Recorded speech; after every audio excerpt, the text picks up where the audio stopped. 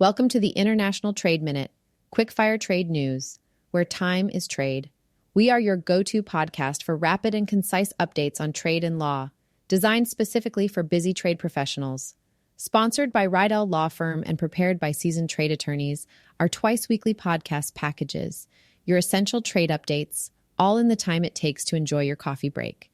Subscribe now on Apple Podcasts, Spotify, and Google Podcasts, and join the conversation with a network of like-minded professionals on LinkedIn. Where time is trade, make every minute count. In today's episode, we're exploring a range of developments that are reshaping the landscape of international trade. Let's get it started. First, we delve into a recent ruling by U.S. Customs and Border Protection, or CBP, that underscores the strict regulations governing customs brokers. It's a story of compliance, regulation, and the intricate dance of international trade. At the heart of this case is Highsworthy Customs and Freight Solutions, a customs broker that found itself in murky regulatory waters. Highsworthy posed a question to CBP. Could they hire a foreign offshore, unlicensed company to assist with data entry for import filings? The task seemed simple enough. Review shipment documents and key in data into the Automated Broker Interface, or ABI. Highsworthy would then audit and transmit the data themselves. But here's the twist. Customs law is clear. Only entities with a customs broker license may conduct customs business, and this includes the preparation and electronic transmission of documents intended for CBP. CBP's ruling, dated December 19th, was a resounding no. They stated that identifying and keying entry-related data falls squarely within the scope of customs business.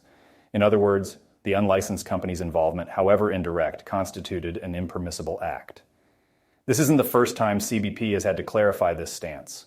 A 2009 ruling found that even using technology like optical character recognition to generate entry documents without transmitting the entry was off-limits for unlicensed contractors. Highsworthy argued that the unlicensed company would sign a confidentiality agreement and have limited ABI access, but CBP was unmoved. Access to ABI for entry purposes is strictly limited to customs brokers, importers, and ABI service bureaus. The unlicensed company didn't fit any of these categories. Moreover, CBP highlighted privacy concerns.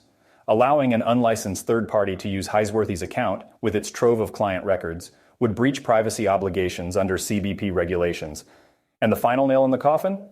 Since December 19th, 2022, all customs business must be conducted within the U.S. customs territory.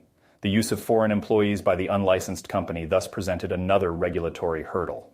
This ruling serves as a cautionary tale. In the intricate web of international trade, compliance with regulations is not just a best practice, it's the law. Next, we're diving into a significant CBP ruling that clarifies a modern approach to commercial invoicing. It's a decision that embraces technology and impacts how customs brokers operate. Our story begins with Mohawk Global Logistics, a customs broker navigating the digital landscape of trade documentation. They approached CBP with a plan to generate commercial invoices from data received through electronic data interchange, or EDI, transmissions. This plan represented a shift from traditional methods. Instead of relying on physical or signed documents, Mohawk proposed using digital data elements provided by shippers or importers to create an invoice. The question was, would this method meet CBP's stringent regulations?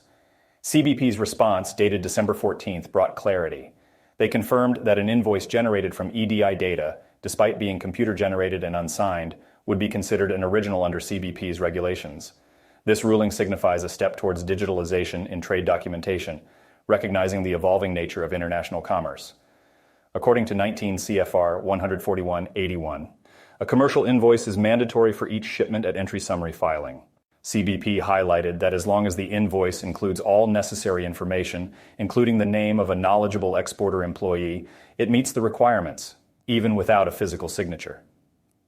Mohawk's approach also accounted for scenarios where additional declarations might be needed for certain commodities. CBP agreed that these could be included either directly on the EDI-generated form or provided separately by the importer or supplier. This ruling offers a glimpse into the future of trade documentation, a future where digital processes align with regulatory compliance. It's a win for efficiency, accuracy, and the environment, reducing the reliance on paper-based processes. For customs brokers and importers, This means adapting to and embracing digital solutions. It's a clear message from CBP. Innovation in documentation methods is not just accepted, it's encouraged, provided it meets the regulatory framework. In this next story, we focus on a significant development in the seafood import sector. The U.S. Customs and Border Protection, or CBP, has implemented new self-certification requirements for certain seafood imports, a move directly linked to an executive order aimed at enforcing a ban on Russian seafood. Let's dive deeper. As of December 22nd, importers of salmon, cod, pollock, and crab are required to submit a self-certification statement for each entry summary, or foreign trade zone admission. This statement is a direct response to the executive order banning imports of these products from Russia. The certification, which must be on official company letterhead and uploaded in PDF format to the ACE document image system, is quite straightforward. It asserts that the products in the shipment were not harvested in Russian waters or by Russia-flagged vessels, regardless of any subsequent processing or transformation outside of Russia. What's crucial here is the detail in the submission process. CBP requires specific coding for the DIS submission, including listing Other as the document type and CBP 03 as the doc code. It's a clear indicator of CBP's commitment to thorough and accurate documentation. Additionally, CBP plans to issue more filing requirements under the executive order once the necessary enhancements to the Automated Commercial Environment, or ACE, are deployed. These future updates will be communicated through subsequent CSMS messages. There's also an important note for those taking advantage of the Office of Foreign Assets Control General License 83. This license allows for certain Russian seafood imports until February 20th, provided there's a written contract in place. For these imports, additional documentation, such as purchase orders or executed contracts, must accompany the DIS submission. This executive order not only expands the existing ban on Russian seafood and diamonds, but also addresses goods of Russian origin processed in other countries. It's a significant step by the Biden administration to tighten the economic pressure on Russia. For importers, this means adapting to new compliance requirements and ensuring meticulous documentation. It's a shift that underscores the evolving nature of international trade in response to global political dynamics. Up next, in a landmark ruling, Singapore's highest court recently made a decision that challenges the boundaries of financial compliance and international sanctions. This case involves JP Morgan Chase Bank and a dispute over letters of credit linked to a vessel allegedly subject to U.S. sanctions.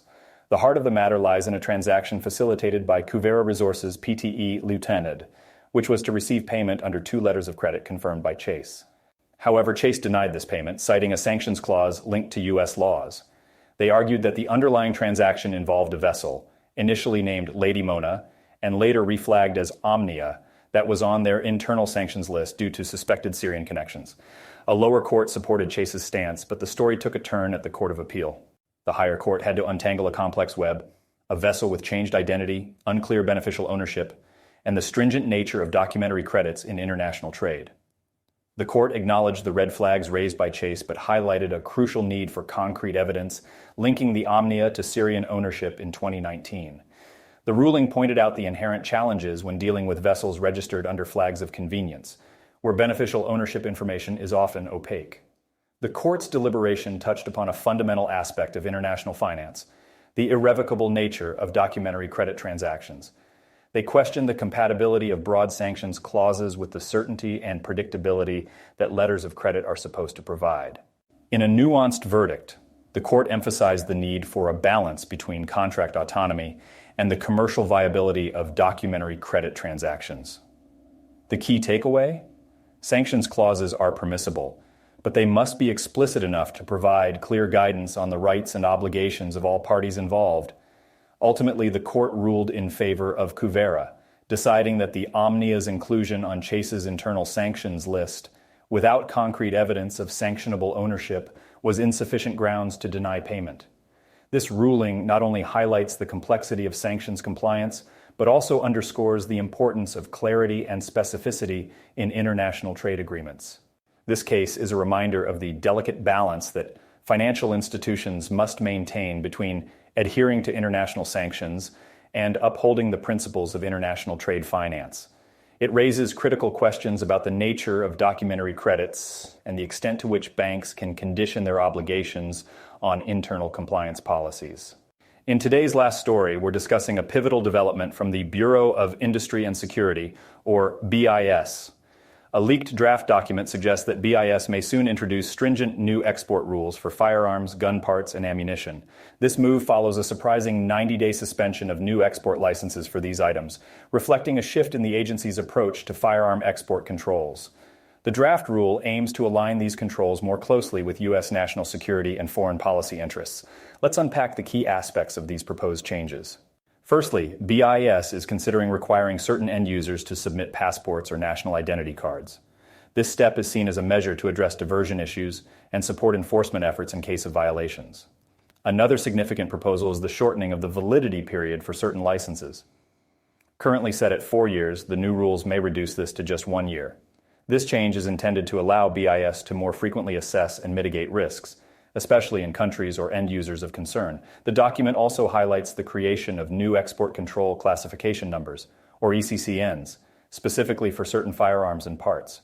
This move could streamline the classification process and enhance regulatory oversight. Importantly, the draft rule also proposes that exporters first obtain an import certificate from the importing country. This requirement could play a crucial role in ensuring compliance with both U.S. and international regulations.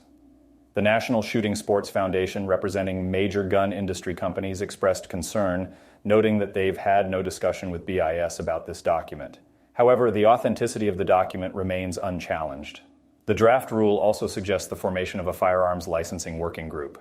Chaired by the Commerce Department, this group would track data and review license applications involving firearms, parts, and ammunition.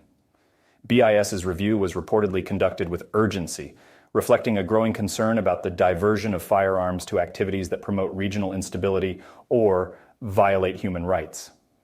According to the ATF, a significant percentage of international crime gun trace requests are linked to firearms lawfully exported from the U.S. What does this mean for the industry? If implemented, these rules would represent a significant tightening of U.S.